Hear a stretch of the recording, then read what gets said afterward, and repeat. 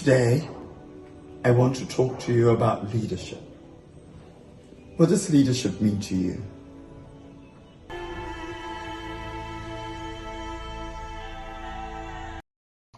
So far from being afraid of artificial intelligence, you should be embracing it. But you see, there'll be winners and there'll be losers in the march towards artificial intelligence. If you don't school yourself to take hold of and the advantages that artificial intelligence brings, then you will be left behind, no matter what. That's number one. Number two, never in the history of humankind has knowledge, information, and data been so democratized. Never hasn't been so democratized. Because when you pull out your iPhone or your Android phone, you have more information, access to more information than the library downstairs. I want you to take that in for a moment. You're working with devices that gives you access to data, information, knowledge, and when applied wisdom, then you have it with all of the books downstairs.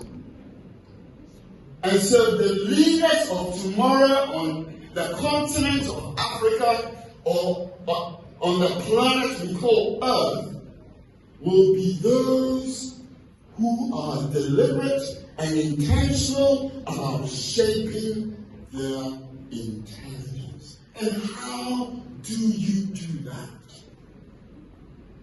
Your mind,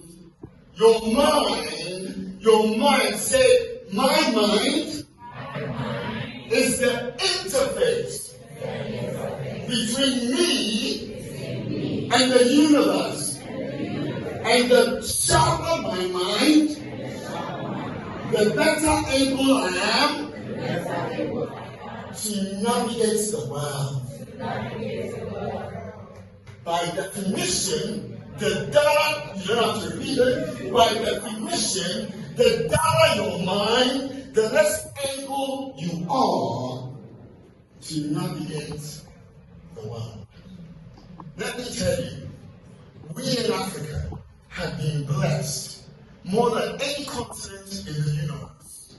And Ghana has been blessed more than any country on the continent of Africa, or for that matter, in the universe. Some of us are waiting to die to walk on streets of gold in heaven.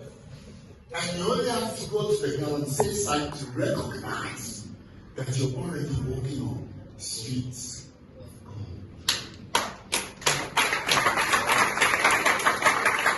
In 1471, when Don Diego de Azambuja landed at a certain small port in Cape Coast, he got there and said, this place is a mine. So they called it what? The mine. He walked across the coast and saw everywhere was gold. This place is gold everywhere. So what will I call it? The Gold Coast. Today, Ghana is the largest exporter, producer of gold on the continent of Africa. And unless we shape our minds to be able to exploit the natural resources that God has blessed us with, then we will have to go and borrow minds in a way. Most of you who ascribe to the Christian faith, you read Genesis chapter 1, verse 25, 26, 27, 28. It says, let us create man in our own image. And then he did what? He blessed them and gave them dominion. And he said what? Be fruitful, multiply, replenish. How do you have dominion over the fish when you don't understand biology?